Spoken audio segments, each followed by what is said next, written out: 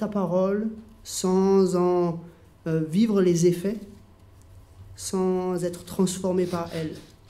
Mais au contraire, change-nous maintenant. Amen. Bonne année. Ça y est, c'est notre premier dimanche de 2024. On n'a pas l'impression, parce que ça fait déjà 6 jours qu'on est en 2024, on a l'impression que ça fait déjà plusieurs mois, hein. Mais en fait c'est notre premier dimanche de 2024. Alors bonne année à chacune et à chacun. On a fait une pause dans une série qui date maintenant de quelques semaines. Avec l'Avent, on a médité ensemble le prologue de l'évangile de Jean. Avec le dernier dimanche de 2023, on a un petit peu pour faire pour nous donner un élan pour l'année, on a médité le prologue de la première lettre de Jean, 1 Jean, les 4 premiers versets. Et aujourd'hui, c'est le moment de revenir dans la série qu'on avait avant. Si vous vous souvenez, on était en train de méditer sur la première lettre écrite par l'apôtre Pierre. Et on va y revenir. Alors, on ne sait plus très bien où on en était, mais je vais simplement vous permettre de réatterrir dans la lettre de Pierre avec quelques mots maintenant. Pierre s'adresse aux chrétiens, et en particulier aux chrétiens qui vivent la difficulté, la souffrance, la persécution. Ils vivent dans un monde dur, parsemé d'épreuves, et Pierre les encourage en leur disant de ne pas accorder toute leur attention à l'épreuve elle-même, mais au contraire, de poursuivre sur le chemin de la sanctification. Et au chapitre 2, il nous avait encouragés en nous disant « Approchez-vous de Christ, la pierre vivante, rejetée par les hommes, mais choisie et précieuse devant Dieu. » Et il nous a dit que Dieu a fait de nous un peuple, une nation sainte, des prêtres royaux. On est ce peuple. Et ça pose une question. En tant que peuple de Dieu, quel est notre statut ? Alors des fois, nous, on est habitués à cela parce que le christianisme est mélangé dans les nations depuis maintenant des siècles, mais malgré tout, ça posait une question fondamentale au 1er siècle. C'était un changement radical de paradigme. Le peuple juif était tout à la fois une nation et le contenu d'une certaine foi. Du coup, les deux notions se mélangeaient. Cette notion d'obéissance aux autorités, mais d'obéissance à Dieu, était vécue en quelque sorte en même temps.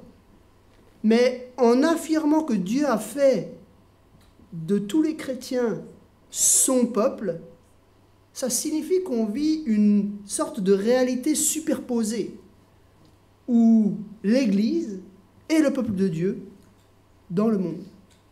Nous sommes non plus une nation avec des autorités fédérées comme une nation civile, mais nous sommes un peuple éparpillé parmi les nations.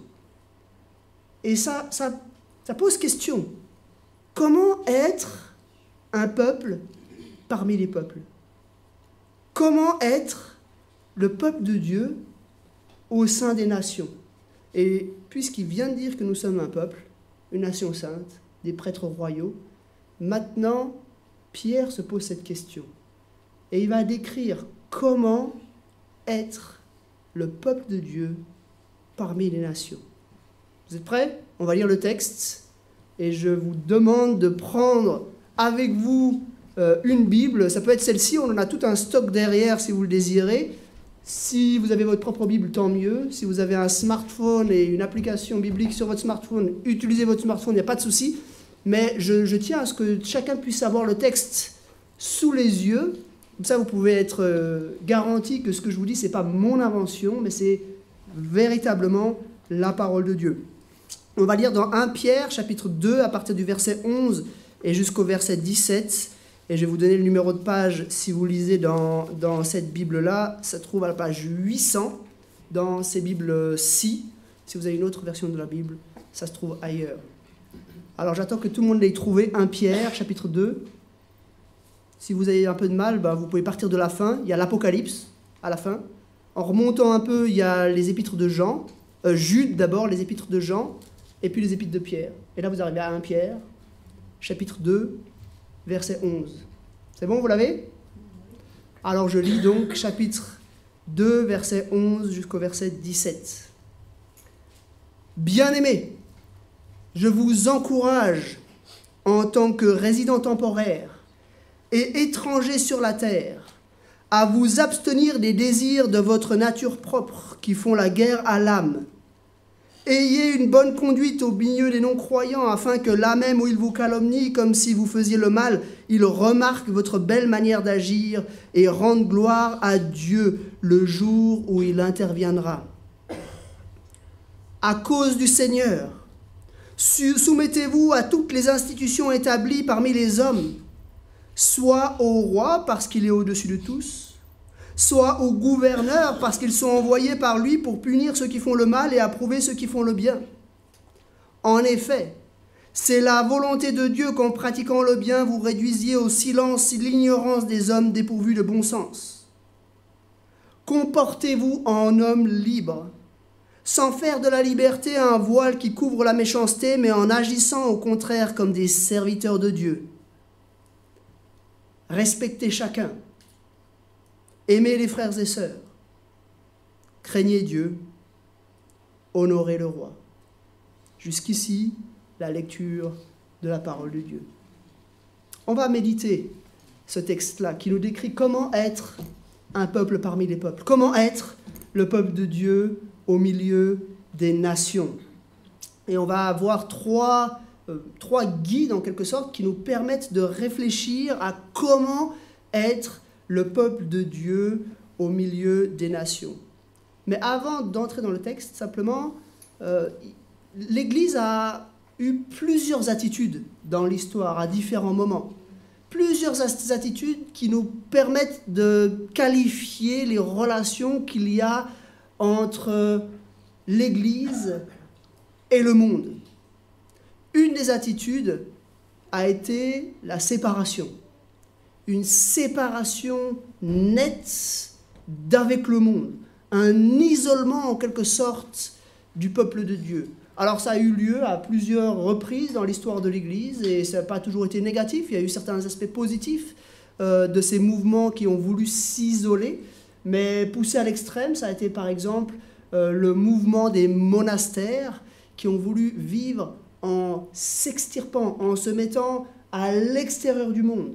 Alors, il ne faut pas voir que du négatif là-dedans. Dieu s'est servi souvent des monastères comme de base d'évangélisation et l'évangile dans les premiers siècles, c'est pas mal, enfin surtout dans la première moitié du Moyen-Âge, c'est pas mal répandu dans le monde grâce aux monastères.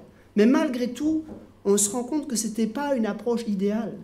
Parce que nous ne sommes pas appelés à être des peuples autonomes, à être un peuple autonome, mais à être un peuple qui vit dans les nations.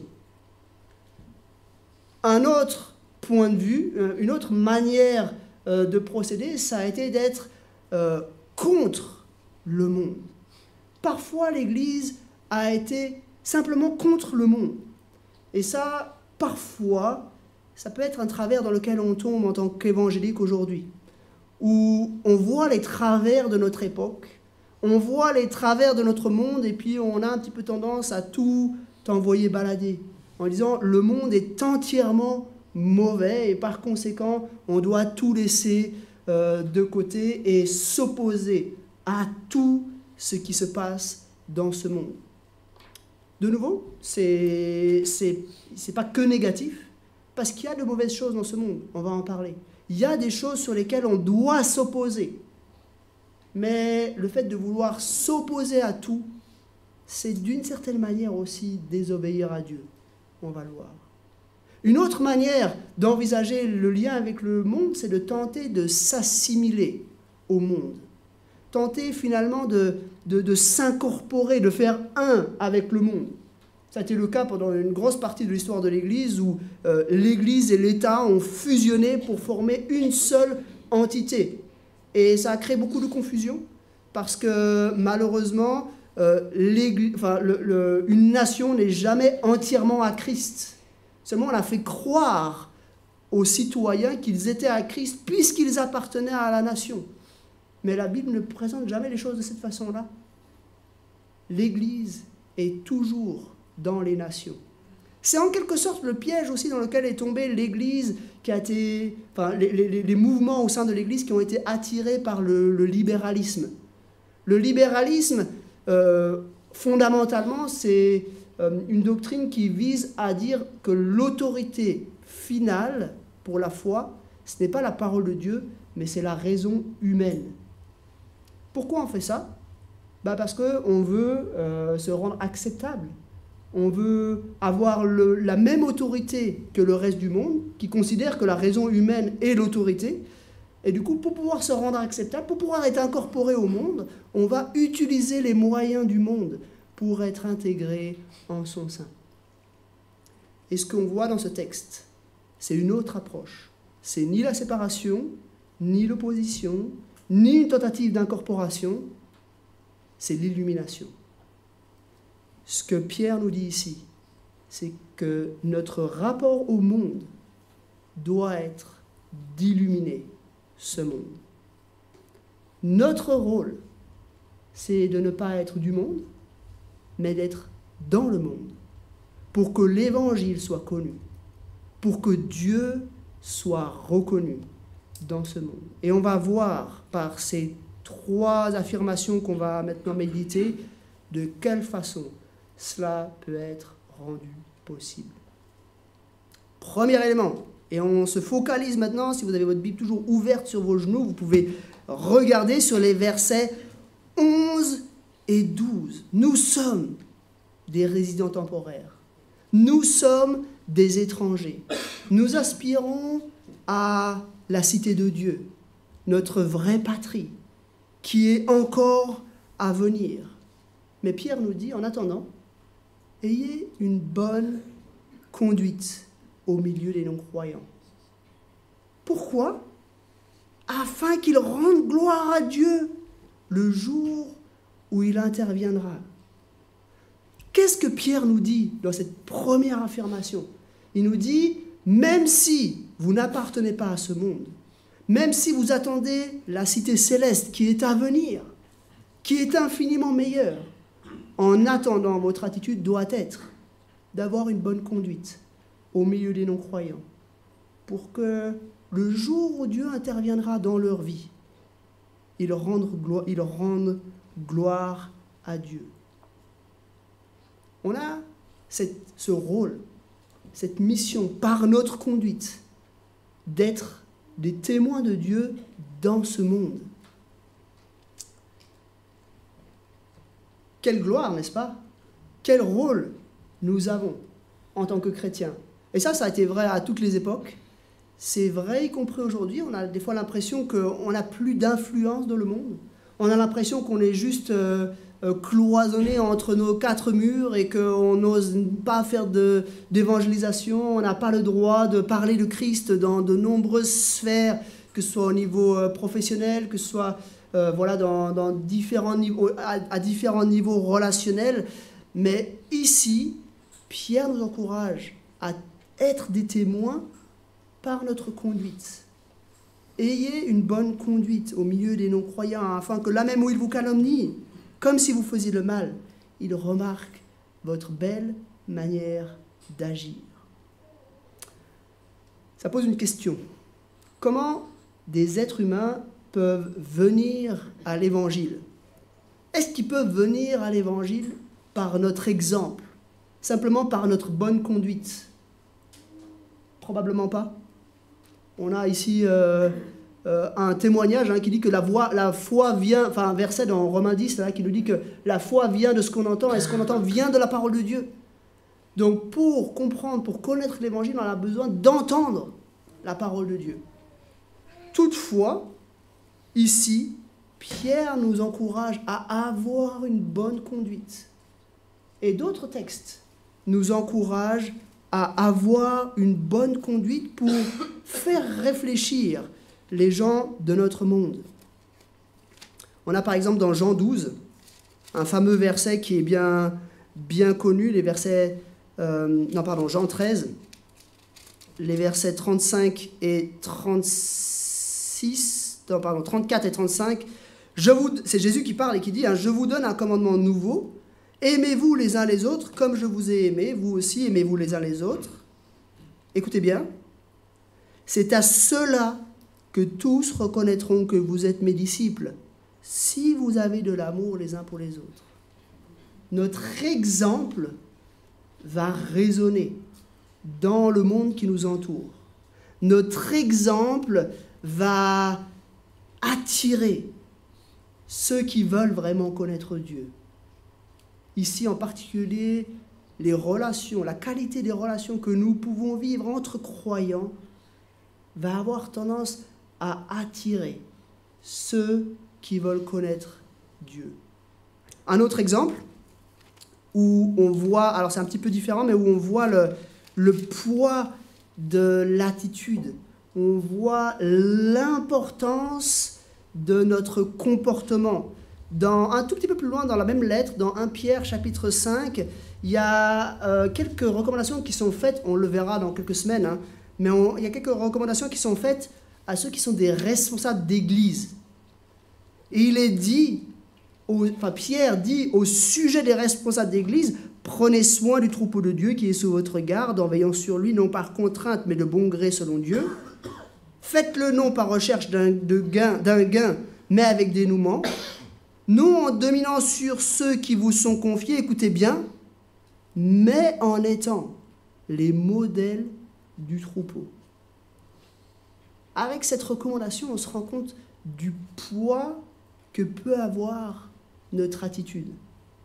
Et mes amis, cette réalité se confirme dans l'histoire. Vous savez, des frères et sœurs dans l'histoire ont expérimenté cela. Des frères et sœurs dans l'histoire sont morts, ont été persécutés, tout en ayant une bonne conduite.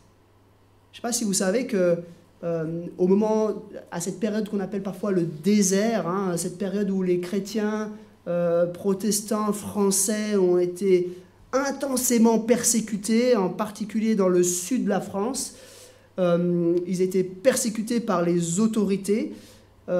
Plusieurs manifestaient de différentes manières leur soumission au roi, leur soumission aux autorités. Bien sûr, ils n'allaient pas se jeter dans la gueule du loup, mais malgré tout, par bien des aspects, ils décidaient de se soumettre au roi. On a retrouvé certaines croix, des croix huguenotes, parce qu'à l'époque on portait la croix huguenote, qui avait attaché en bas de la croix huguenote une fleur de lys, symbole de la monarchie française, pour montrer que malgré la difficulté, ils voulaient continuer d'avoir une bonne attitude.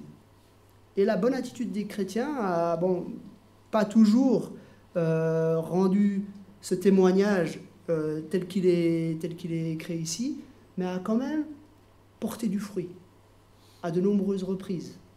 On pense à nos frères et sœurs qui sont morts dans les arènes romaines en chantant, à nos frères et sœurs qui ont bouleversé le monde gallo-romain, ce monde qui était habitué à voir des gens mourir dans les arènes, mais qui ont été bouleversés en voyant ces chrétiens et en observant leur attitude dans les arènes. On a des fois un peu honte en évoquant l'histoire de l'Église, parce que c'est vrai, l'Église a fait beaucoup de dégâts dans l'histoire. Mais il y a en même temps certaines pages de l'histoire de l'Église qui sont lumineuses. Certains de nos frères et sœurs qui ont manifesté par leur comportement réellement l'attitude de Christ dans le monde.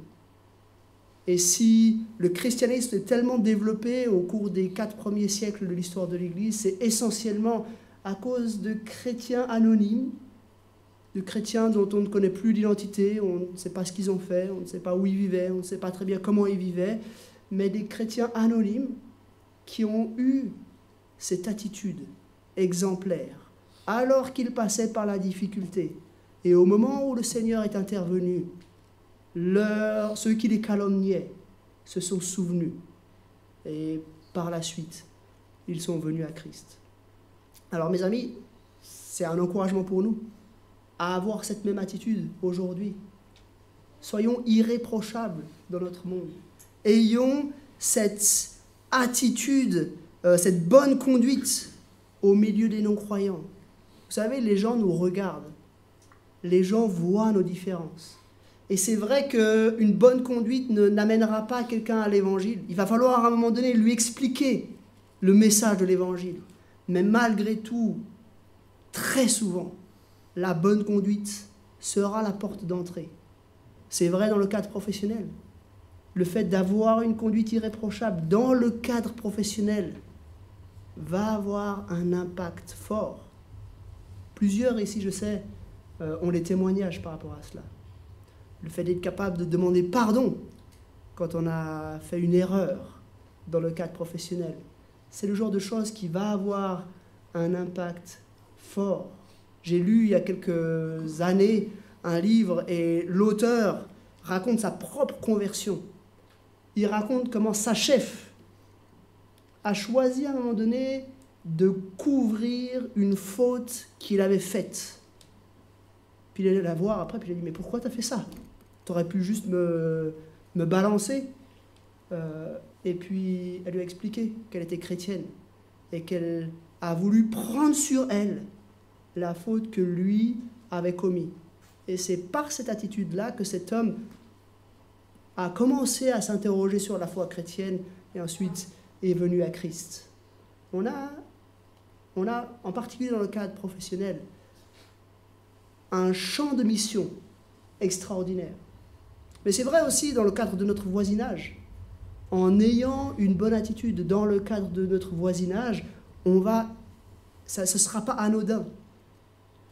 Les gens ont tellement vite de mauvaises relations, de mauvais rapports les uns avec les autres, que ce ne sera pas anodin si on manifeste de bonnes relations avec les gens de notre entourage. Cette semaine, Marielle, mon épouse, a reçu un coup de téléphone d'un homme qui était notre voisin, pas notre voisin direct, mais un homme de notre immeuble, dans notre ancien appartement. Donc on a quitté cet appartement il y a à peu près 2 ans, et cet homme, il a appelé mon épouse cette semaine pour prendre des nouvelles. C'est un homme qui voit pratiquement aucun de ses voisins, qui habite toujours à côté de lui. Mais on a pu développer cette qualité relationnelle avec lui grâce à cette attitude. Et il sait que je suis pasteur, et on a pu avoir un certain nombre de discussions, de conversations avec lui. Et pour sûr, c'est un homme qui continue encore aujourd'hui d'être travaillé à cause de ce qu'on a vécu au niveau de notre voisinage. C'est le cas avec les amis. Encore un champ de mission, mes amis. Avoir une bonne attitude dans des groupes relationnels, parmi les amis, ça ne va pas laisser indifférent. Le fait de ne pas se moquer de quelqu'un, le fait de prendre soin d'avoir une certaine justice, une certaine éthique, ça ne va pas laisser indifférent. C'est le cas dans la famille. Le fait de pouvoir vivre des relations d'amour inconditionnelles dans le cadre de la famille nucléaire, mais ça c'est assez naturel, mais aussi dans le cadre de la famille élargie. Voilà un moyen par lequel on va toucher des personnes. Mes amis, j'aimerais nous encourager en ce début d'année 2024 à avoir cette bonne conduite au milieu des non-croyants, afin qu'ils voient notre manière d'agir, qu'ils soient interpellés, et que le jour où le Seigneur interviendra, ils puissent rendre gloire à Dieu. Deuxième affirmation. Maintenant, on était plutôt de manière générale dans le cadre de toutes les relations au sein de la société. Pierre se focalise dans le domaine de la soumission aux autorités. Il nous dit de nous soumettre à toutes les institutions établies par les hommes, au roi premièrement, mais aussi à ses subordonnés. Et là, il faut expliquer. Parce que Pierre parle ici des autorités, et puis on verra dans la suite du texte qu'il va parler des relations professionnelles, des relations dans le cadre des couples, et des relations dans le cadre de la famille, un sens plus général. Il s'agit des 4 sphères relationnelles que Dieu a voulu dès l'origine. Dieu, à l'origine, nous a commandé en nous demandant de nous multiplier et de dominer. Et en nous commandant de nous multiplier et de dominer, Dieu avait prévu qu'il y aurait des couples, qu'il y aurait des familles, qu'il y aurait des sociétés qui seraient créées. Évidemment, s'il fallait se multiplier, s'il fallait se répandre sur la terre entière, s'il fallait remplir la terre, et s'il fallait dominer la terre, ça signifie une grande quantité d'êtres humains, et ça signifie des structures pour pouvoir dominer positivement cette création. Ça signifie que dès le départ, Dieu a voulu des structures nationales. Ça signifie que leur obéir, c'est obéir à Dieu. C'est ce qui nous est dit ici. C'est la volonté de Dieu qu'en pratiquant le bien, vous réduisez au silence l'ignorance des hommes dépourvus de bon sens. C'est ce que Dieu veut, que vous obéissiez au roi et au gouverneur. En tant que chrétien, on doit être appelé à obéir à nos autorités. Et ça, on a du mal. En particulier à notre époque où, globalement, avouons-le, on n'aime pas les autorités. On n'aime pas les enseignants, on n'aime pas la police, on n'aime pas les politiciens, on n'aime pas les autorités. Je pense que c'était moins difficile à d'autres époques, mais avouons-le, à notre époque, c'est quelque chose qui est difficile. Pourtant, c'est un commandement. C'est ce que Dieu a voulu. Et si aujourd'hui, un tel est un responsable à tel niveau politique dans notre nation, c'est assurément Dieu qui l'a voulu. Ça ne veut pas dire qu'on doit cautionner tout ce qu'ils font. Pas du tout. Mais malgré tout, ça veut dire qu'on doit avoir une bonne attitude vis-à-vis d'eux. Ça veut dire qu'on doit prier pour ces personnes, ces responsables. Ça signifie que le plus possible, on doit obéir à ce que notre société nous impose. Il y a une limite, et on va en parler dans un instant. Mais ce n'est pas parce que dans certains domaines, la société va à l'encontre de la parole de Dieu qu'on a le droit de rejeter tout ce qui nous est demandé. Ça peut être un peu facile de dire, puisque la société promeut telle chose, alors je rejette tout et j'obéis à plus rien. En fait, ce qui nous est demandé ici, c'est d'obéir et pas de désobéir. Et malgré tout, force est de constater que beaucoup des lois qu'on a dans notre pays sont conformes à la parole de Dieu. Le meurtre est condamné, c'est conforme à la parole de Dieu. Le vol est condamné, c'est conforme à la parole de Dieu. La propriété, enfin la notion de propriété est valorisée, c'est conforme à la parole de Dieu, etc., etc. La liberté est promue, en tout cas relativement, ça c'est conforme à la parole de Dieu.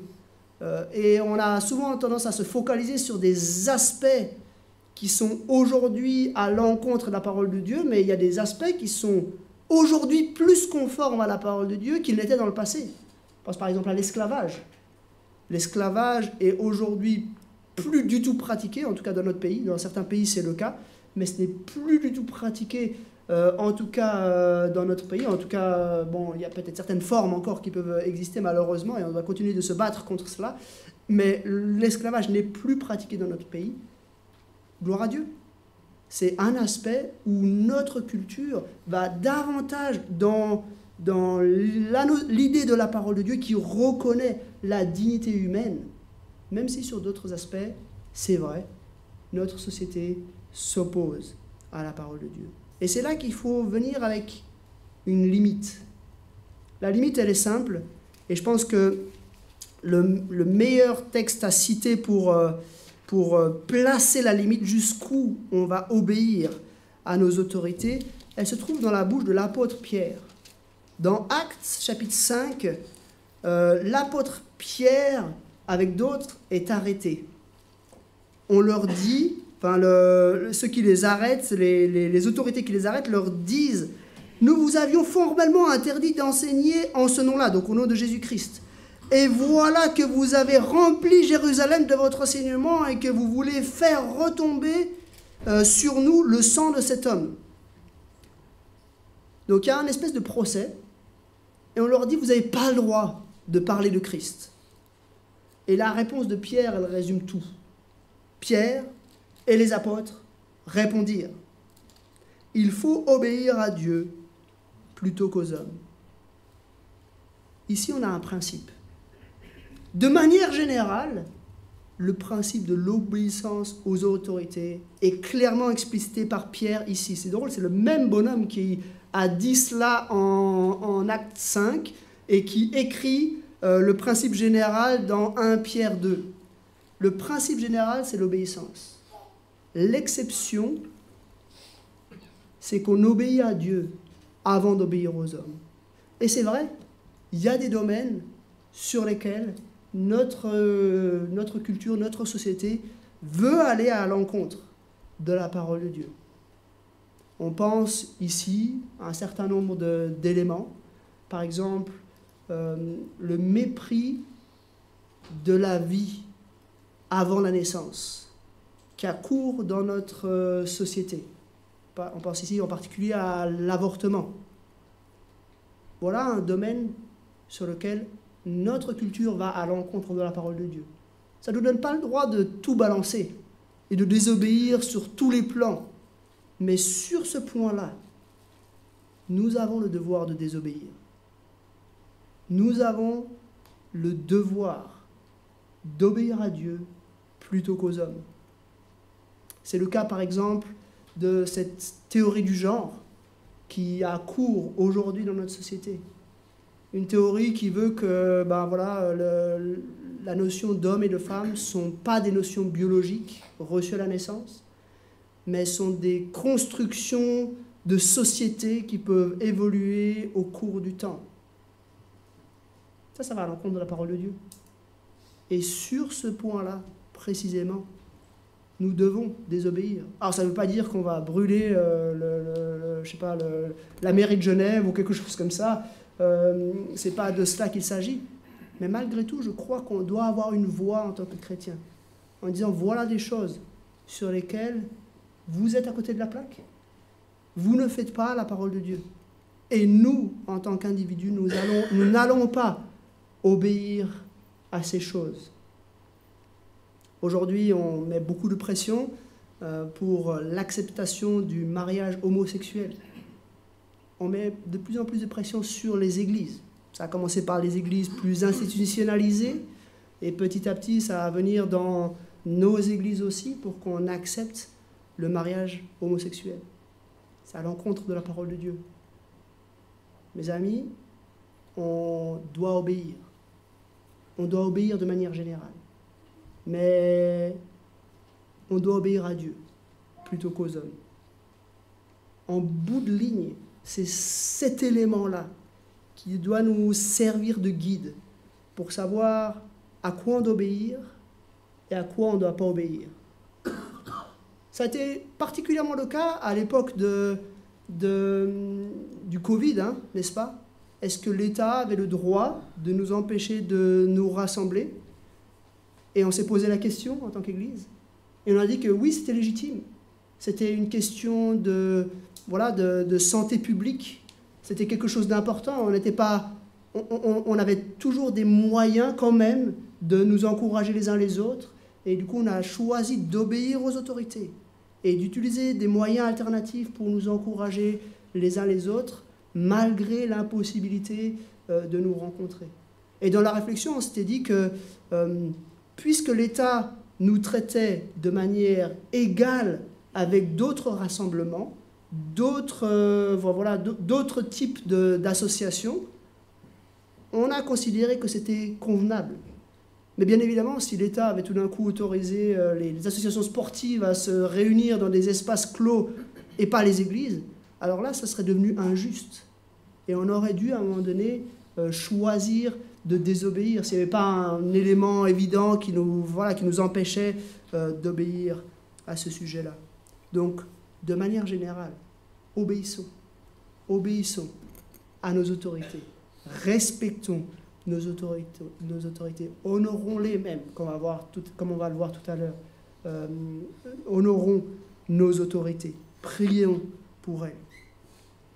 Troisième et la dernière affirmation, elle se trouve au verset 16.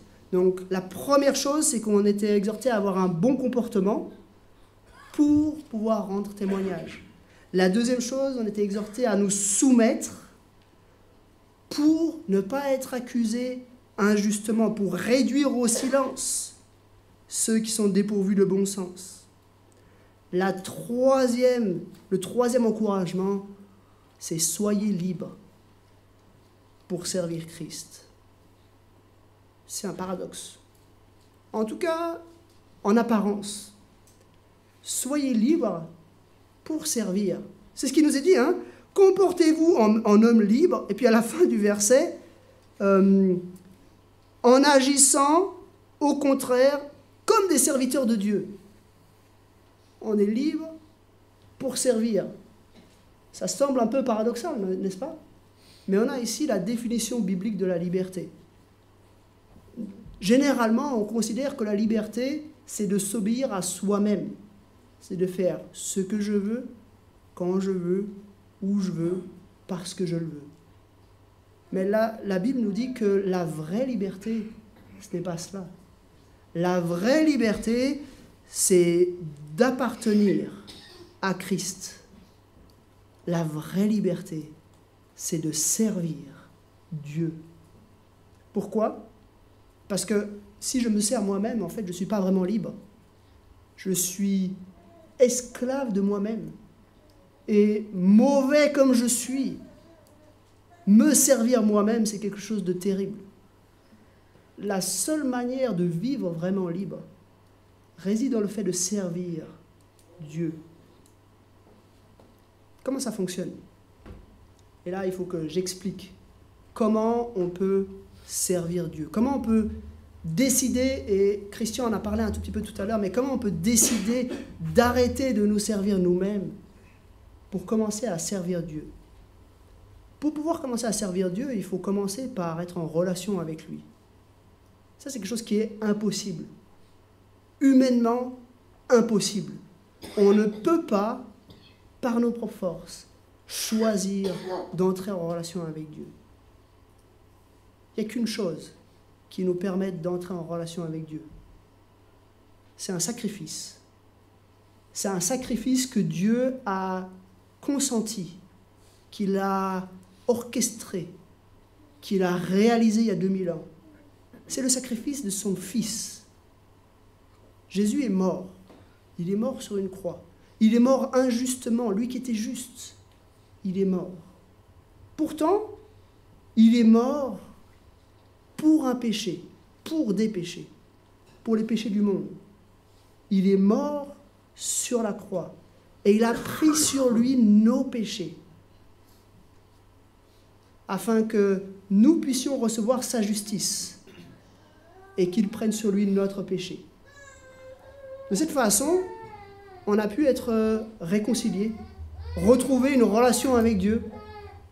La première chose à faire, ce n'est pas de vouloir le servir. La première chose à faire, c'est de nous mettre à genoux, de reconnaître « je suis pécheur, incapable d'entrer en relation avec toi. J'ai besoin de toi. J'ai besoin de me confier dans ce sacrifice de Jésus-Christ pour obtenir le pardon et entrer en relation avec toi. » À partir de là, on est libéré de notre péché, libéré de nous-mêmes en fait, et on devient serviteur de Dieu. Et c'est intéressant parce que, au lieu de se servir de cette liberté acquise, qui est merveilleuse, pour faire ce que je veux, quand je veux, où je veux, parce que je le veux, on a la possibilité d'utiliser cette liberté pour servir. Au lieu de l'utiliser, cette liberté, comme un voile pour couvrir notre méchanceté, on est appelé à servir. Le fait que Dieu a tout accompli à la croix pour nous motive, nous encourage, nous amène sur cette voie de l'obéissance. On veut le servir de toutes nos forces, non plus pour gagner quelque chose, mais parce qu'il a tout gagné pour nous. Dieu nous a tout donné. Il nous a tout obtenu. Aujourd'hui, on peut vivre, réconcilier avec lui, justifier, pardonner, adopter. Aujourd'hui, nous lui appartenons et nous sommes libres. Mais le privilège de la liberté, ce n'est pas de faire ce que je veux, comme je veux, quand je veux, où je veux, parce que je le veux. Le privilège de la liberté, c'est justement de pouvoir faire le service pour lequel nous avons été créés. Le service de Dieu. Nous pouvons enfin l'adorer, vraiment, en esprit et en vérité, parce que nous lui appartenons. Nous avons le privilège, avec Christ, de pouvoir passer au travers du voile, de pouvoir entrer dans la présence même de Dieu, spirituellement aujourd'hui et corporellement pendant l'éternité. Ça, c'est notre privilège. Alors, soyons libres. Soyons libres, non pas pour faire ce qu'on veut, mais soyons libres pour servir. Donc voilà comment on devrait être en tant que chrétiens dans le monde. Premièrement, ayons une bonne conduite afin d'être des témoins. Deuxièmement, soumettons-nous aux autorités afin de ne pas être accusés et de fermer la bouche de ceux qui voudraient nous calomnier. Et finalement, troisième élément, soyons libres afin de servir. On a un beau programme ici pour 2024, mes amis. Voilà ce qu'on va pouvoir vivre cette année en 2024. Et j'aime beaucoup le dernier verset où, en quelque sorte, Pierre résume tout. Il dit, voilà ce que vous devez vivre au sein de la société. Et il va mentionner 4 domaines relationnels dans lesquels nous sommes. Et j'aimerais un peu terminer cette prédication en nous encourageant à méditer sur ce verset 17 pendant cette semaine. Voilà ce verset 17 qu'on peut même apprendre par cœur. C'est juste quelques mots, c'est vite appris par cœur. Hein. Mais c'est vraiment notre guideline un petit peu pour vivre les relations dans la société pendant notre vie chrétienne. Respectez chacun. Aimez les frères et sœurs. Craignez de Dieu. Honorez le roi. Respectez chacun. On doit avoir de l'égard pour tous les êtres humains, y compris pour nos ennemis, y compris pour ceux qui n'appartiennent pas à Dieu. On doit avoir de l'égard pour ces personnes parce que même si elles sont opposées à Dieu, elles sont créées à son image. Et d'une certaine manière, Dieu les aime, elles aussi. Alors mépriser une personne, ça revient en fait à mépriser le créateur de cette personne. Ça revient à mépriser Dieu. On doit avoir de l'égard pour toutes les personnes. Mais malgré tout, la qualité relationnelle est différente avec ce qu'il appelle ici, Pierre, les frères ou les frères et sœurs. Avec les frères et sœurs, ce n'est pas juste le respect, c'est l'amour qu'on peut vivre. Quelle grâce Dieu nous fait. On peut vivre l'amour avec lui, mais cet amour avec lui, il va déborder et devenir en quelque sorte une réalité quand elle va s'incarner dans les relations qu'on peut avoir les uns avec les autres. C'est le miracle de l'Église. On est tous pécheurs, tous graciés, tous fils et filles du même Dieu. On sera tous ensemble pour l'éternité dans la présence de Dieu. Et cet amour inexplicable, d'une certaine manière illogique, nous pouvons le vivre. L'Église vit cet amour depuis 2000 ans. malheureusement, parfois, comme dans toutes les familles, cet amour, il va subir des tensions. Parce qu'on est encore dans un monde où le mal existe. Parfois, ces tensions peuvent devenir fortes et amener des frères et sœurs à se détester, malheureusement. Mais bien souvent, l'amour est réel, l'amour est vécu. Et on en est témoin, en tout cas pour tous ceux et celles qui fréquentaient cette assemblée régulièrement, pour moi c'est toujours un immense privilège de pouvoir nous aimer les uns les autres, de vivre cette réalité les uns avec les autres. Donc on respecte tous, mais on aime d'une manière particulière, parce qu'on a ce bagage commun extraordinaire, les frères et sœurs. Troisièmement, craignez Dieu. Dieu mérite d'être craint. Il mérite d'être craint parce qu'il est le Tout-Puissant. Il est celui qui est au-dessus de tout. Et quand on voit Dieu se manifester à travers l'histoire, régulièrement, il suscite la crainte. Quand Dieu se manifeste dans Exode chapitre 19, le peuple craint. Quand Dieu se manifeste à Ésaïe en Ésaïe 6, Ésaïe est dans la crainte. Quand Christ se manifeste dans Apocalypse chapitre 1, Jean tombe par terre. Et quand nous considérons Dieu, nous devons vivre cette crainte. Non pas une crainte qui nous conduirait à la peur, mais une crainte qui doit nous conduire à l'émerveillement, qui doit nous conduire à avoir presque le souffle coupé devant la grandeur de notre Dieu. Et finalement, honorer le roi. Honorons nos autorités. Et soyons connus, pas comme ceux qui sont prêts à dire oui à tout, mais comme ceux qui sont capables et volontaires pour bâtir une société qui soit bonne, capables et volontaires de respecter les autorités, malgré certains désaccords, capables et volontaires de vouloir se soumettre, non parce qu'on n'a pas le choix, mais parce qu'on l'a choisi, parce qu'on l'a voulu, et parce qu'on veut obéir à notre Dieu. Mes amis, je vais encore prier, et on va terminer ici notre prédication. Seigneur, merci pour ce texte. Merci parce que tu as fait de nous un peuple uni, mais un peuple qui n'est pas isolé, un peuple qui n'est pas opposé, un peuple qui ne cherche pas à s'assimiler, mais un peuple qui a une mission d'illuminer ce monde. Aide-moi, aide-nous à avoir ce bon comportement.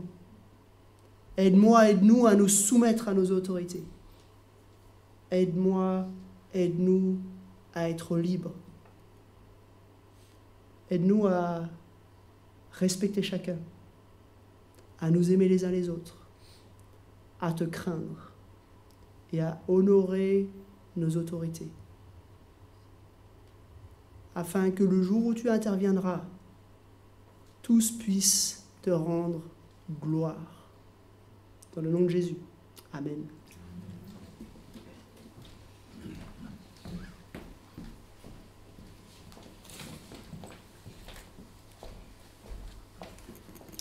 J'invite l'équipe louange à me rejoindre.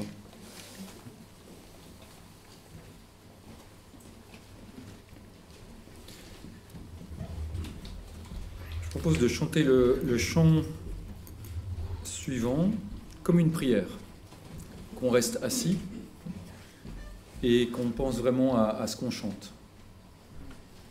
Jésus soit le centre.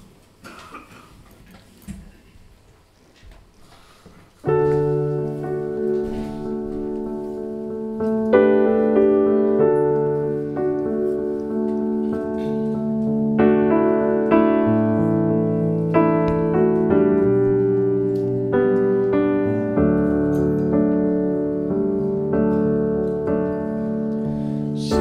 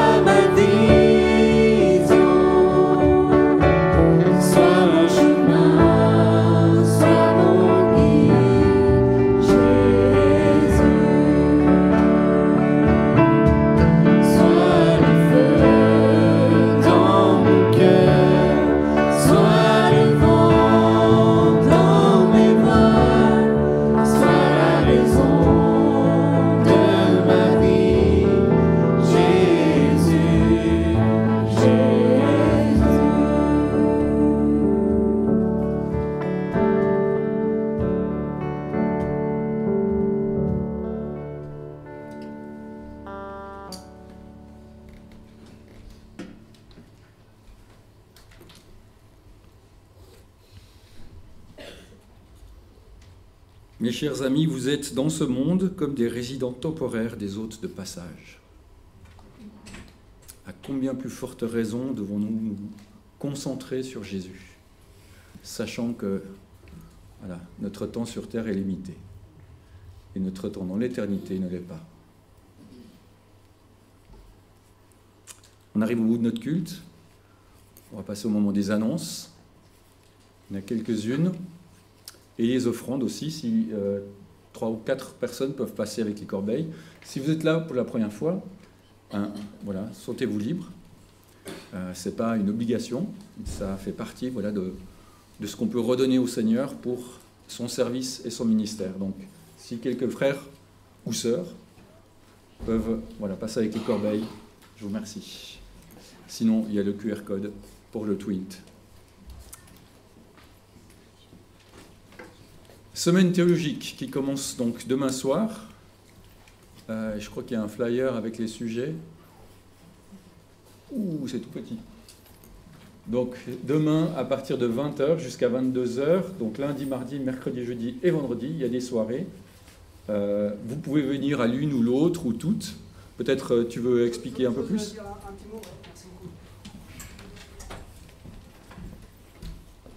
Donc l'idée, c'est de commencer l'année civile avec ce temps un peu particulier de semaine théologique.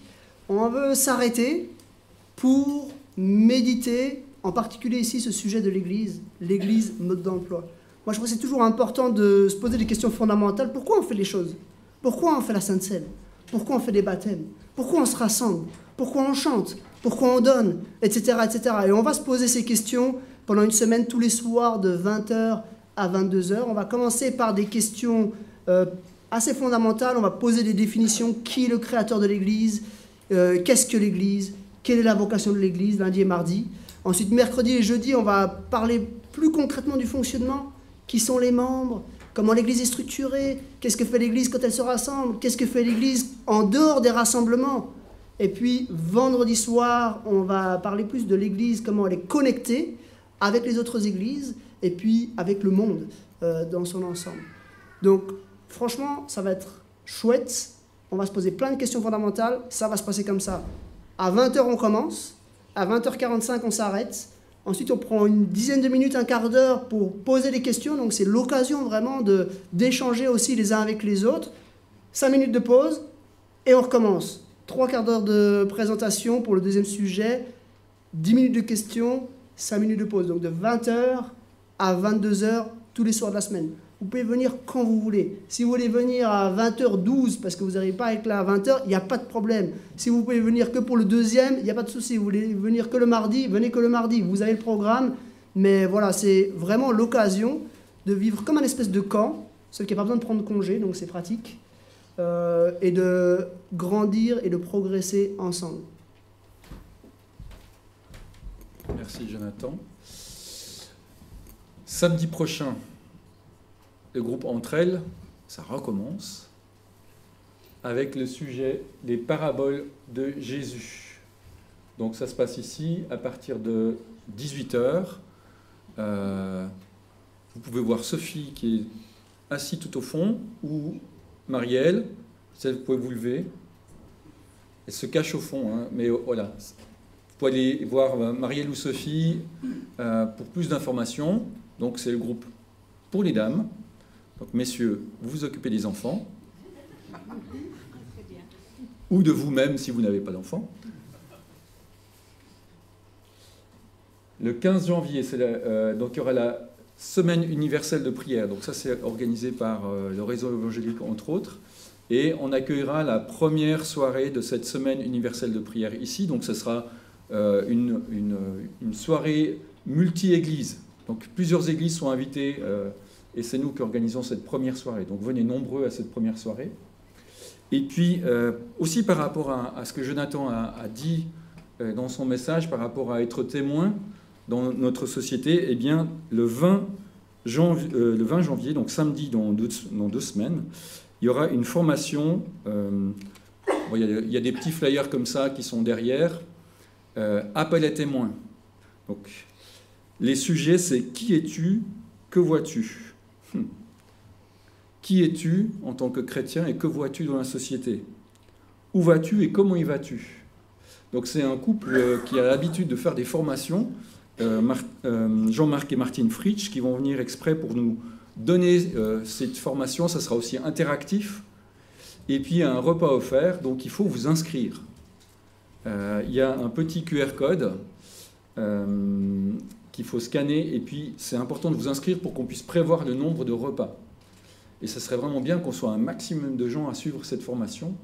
Donc ça va lieu à Renan, à l'église Action Biblique de Renan, à Lausanne. Et voilà, moi je vous invite vraiment, je vous encourage à participer à cette journée. On va passer un bon moment avec Jean-Marc et Martine qui vont nous encourager à être ces témoins que le Seigneur attend qu'on soit. Et le 3 février, il faut déjà bloquer la date, il y aura le groupe Madison qui va être en concert ici. Et on se réjouit de les entendre. Donc si vous ne connaissez pas Madison, ils ont des morceaux sur YouTube, ça vous donnera peut-être quelques envies. Je crois qu'André a mis aussi des extraits sur le groupe d'annonces. Je crois qu'on arrive au bout des annonces. Peut-être encore une dernière annonce, c'est par rapport à l'accueil. Il y aurait besoin d'une ou deux nouvelles personnes pour aider à l'accueil, pour le planning, le tournus d'accueil. Donc si voilà, vous avez à cœur d'accueillir les gens le matin, parce qu'on trouve que c'est important d'être bien accueilli dans une église. Donc voilà, vous pouvez aller voir Nathalie, si tu veux te lever. Voilà. Nathalie qui s'occupe du planning d'accueil.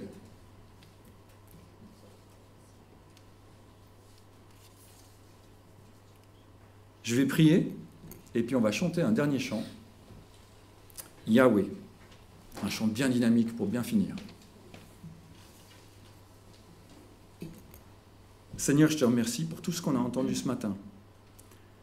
Merci parce que tu es venu jusqu'à nous, parce qu'on aurait été incapables par nous-mêmes de venir à toi. Merci parce que tu veux nous aider dans nos vies à te suivre, parce que tu veux nous aider à marcher avec toi durant cette année qui est devant nous, malgré les hauts, malgré les bas, que vraiment tu puisses rester ce centre. Et comme Jonathan nous l'a partagé, qu'on puisse être tes témoins dans quelques situations qu'on se trouve, avec les autorités,